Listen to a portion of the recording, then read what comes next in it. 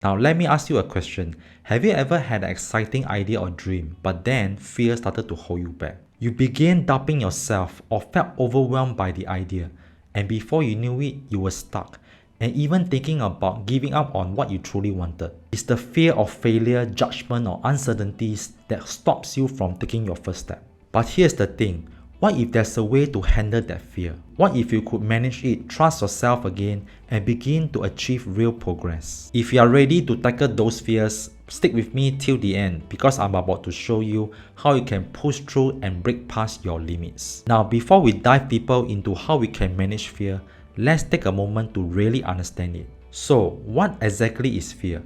And why does it hold such a strong influence over us? You see, fear at its core is an emotional response. But did you know there are two types of fears? We have primal fear, which is the fear of physical danger.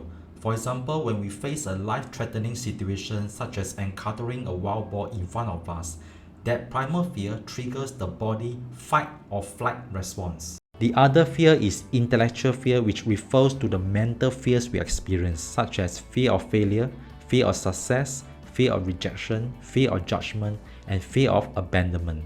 These fears hold us back from pursuing our goals, expressing ourselves, or even taking any risks. They are rooted in our thoughts and perceptions and often linked to our past experiences and insecurities. So today, let's talk about the intellectual fears that keep most people stuck in life. You see, intellectual fears come from the stories we tell ourselves about what could go wrong even before we want to take any action. And what causes the intellectual fears to show up is that we simply don't know how to handle them. And many people often try to avoid fear by staying in their own comfort zones because they frequently crave for predictability and certainty. But here's the truth. Life is always unpredictable and things will change and fear will always be there. The key is not to eliminate the fear, but learn how to manage it. I remember a close friend of mine who went through something similar. She had been working in the corporate for years in the field of marketing, but deep down inside, she felt unmotivated. So one day while catching up with her, I asked her, "What's your dream?" And immediately I saw her face lit up and she said, "I always wanted to start my e-commerce store because I love Korean fashion so much that I want to sell it online." And in fact, I'm glad that you asked me this question because I've been thinking about it for years. You see, as she talked about her dreams, I can see the excitement in her eyes and I could almost feel her passion. But as soon as we started talking about the process of running a business like managing logistics, sales, fulfillment, her excitement quickly turned into fear. And she said, "It seems like too much.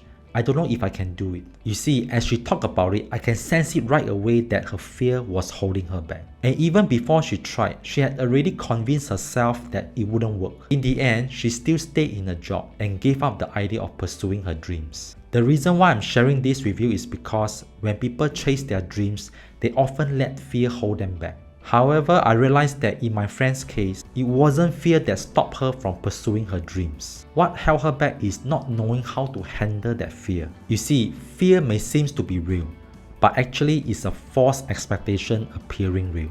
What this means is that when you experience fear, you are expecting an undesirable outcome before it even happens. That's why most people don't realize that their fears comes from the narrative they have made up. And because we don't question whether our narrative is true, we choose to believe it is hard. Therefore, we make decisions based on a story that isn't true, causing stress and holding us back from reaching our full potential. Now, you might be thinking, how do I manage my own fears when they feel so overwhelming? You see, fear can be paralyzing. It's a huge obstacle that seems impossible to get past. But here's the truth. Managing our fear doesn't mean that you have to get rid of it. It's about recognizing it, accepting it, and taking action. Once you understand that, all you need to do is to follow the right steps. And therefore, you'll be able to handle that fear as it arises. So, let me break it down for you. Here's a simple 3-step process to start managing your fears and building trust in yourself. Step 1. Recognize and acknowledge your fears. The first step is to recognize where your fears come from. You may ask yourself, what am I really afraid of? Is it the fear of failure? Or maybe it's the fear of being judged by others? When we don't understand our fears, we make them bigger than they are. And once we become aware of them, they start to lose their power.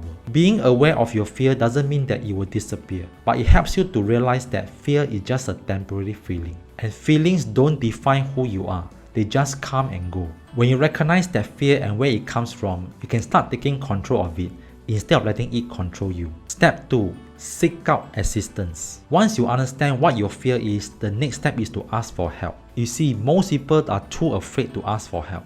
They think that asking for help makes them seem weak and incapable. But the truth is, seeking for help is a sign of strength, not a weakness. It shows that you are willing to learn, grow, and get the support you need to manage your fears. Whether it's talking to a mentor, coach, family member, or a friend, don't be afraid to reach out. You will find that the people around you are more willing to offer their advice, share their experiences, and even guide you through the challenges. In fact, many times the solution to your fears lies in the perspectives and insights of others. So never let your fear hold you back. Go and make a call and talk to someone who has been where you want to go. By doing that, you will gain the insights and support you need to tackle your fears. Remember, as Steve Jobs once said, most people never pick up their phones.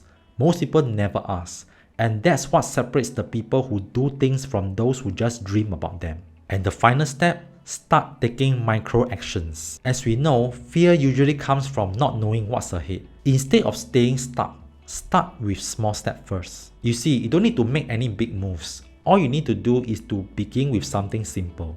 It could be having a simple conversation or jotting down an idea. The most important thing is to get yourself moving. You see, the law of inertia states that objects at rest remain at rest. Objects' emotions continue moving at a constant speed unless acted upon by an external force. This principle doesn't just apply to physical objects. It applies the same with your progress. And most importantly, don't forget to celebrate those small wins. Even if it feels like a tiny step, it's progress. You see, there's a science behind taking action. Every time you take action, your brain gets a little boost of dopamine that keeps you motivated and help you gain momentum over time. This neurotransmitter is often referred to as the motivation chemical because it plays a crucial role in driving us to take action. As dopamine increases, it makes us feel more alert and ready to act. It also closely tied to rewards, which encourage us to repeat actions that lead to positive results. And before you know it, these small little steps will turn into bigger actions. And the more you act, the more confident you will be, and eventually your fear will start to fade. Just like initial, once you start moving, it gets easier over time. So start with something small today and watch how it starts adding up.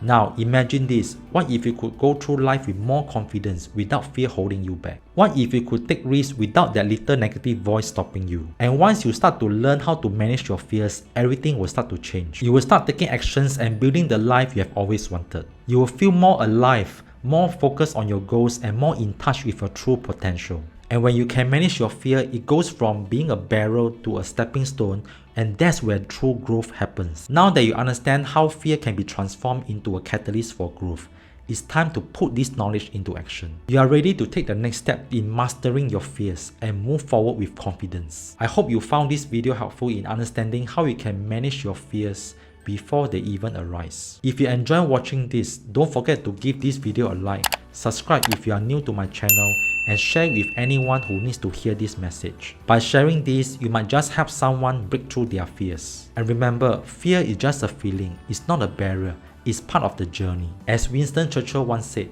fear is a reaction, courage is a decision. Therefore, it's not about being fearless, it's about choosing to act even when the fear is there. Now let's imagine a world where we can handle our fears before they even arise, allowing us to move forward with confidence. How wonderful would that be? That's all for now, and I'll see you again next time.